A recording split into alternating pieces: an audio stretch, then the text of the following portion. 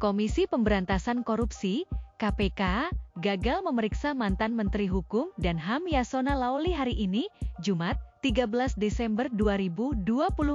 Sedianya Yasona Laoly yang kini menjabat anggota DPR RI dari PDIP itu akan diperiksa terkait kasus Harun Masiku. Karena tak hadir, maka KPK akan melakukan penjadwalan ulang. Yasona akan kembali dipanggil KPK untuk pemeriksaan pada Rabu, 18 Desember 2024 mendatang. Terkait alasan ketidakhadiran Yasona hari ini, Tessa menyebut ex-Menkumham itu memiliki agenda yang tidak bisa ditinggalkan. Tessa mengungkap KPK baru memeriksa Yasona Laoly sekarang karena baru menemukan bukti baru terkait kasus Harun Masiku. Menurut Tessa, penyidik harus memiliki dasar yang pasti untuk memanggil saksi dalam suatu kasus.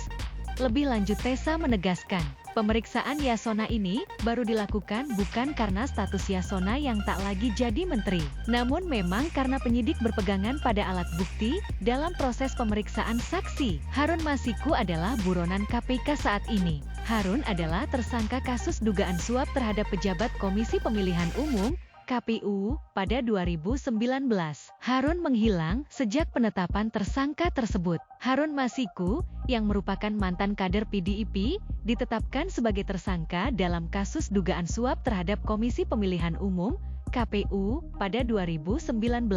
Harun adalah caleg DPR RI dari PDIP Dapil I Sumatera Selatan dengan nomor urut 6 pada pemilu 2019.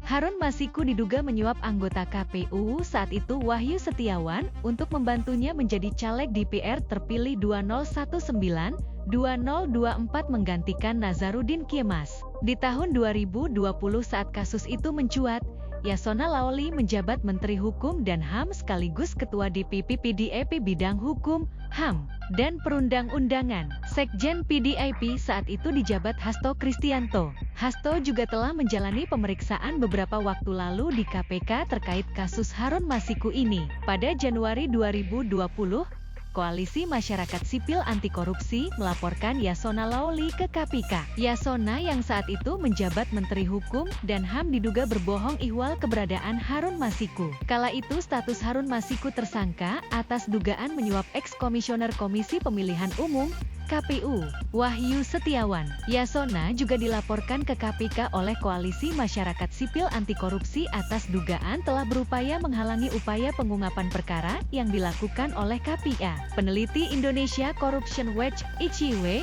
Kurnia Ramadana menyatakan, pernyataan Yasona yang sempat menyebut Harun berada di luar negeri sejak sebelum operasi tangkap tangan (OTT) terhadap Wahyu dilakukan KPK pada 8 Januari lalu, bertolak belakang dengan informasi yang diberikan Direktur Jenderal Imigrasi Roni F. Sompi. Roni menyebut, Harun sudah berada di tanah air sejak 7 Januari setelah tercatat terbang ke Singapura pada 6 Januari. Menurut dia, perbuatan Yasona dapat dikategorikan sebagai sebuah upaya menghalangi proses hukum atau obstruction of justice. Dalam pasal 21 Undang-Undang 31 tahun 1999 tentang tindak pidana korupsi, Tipikor, disebutkan bahwa setiap orang yang dengan sengaja mencegah atau merintangi secara langsung atau tidak langsung pengungkapan perkara korupsi dapat dipidana. Download Tribun X sekarang.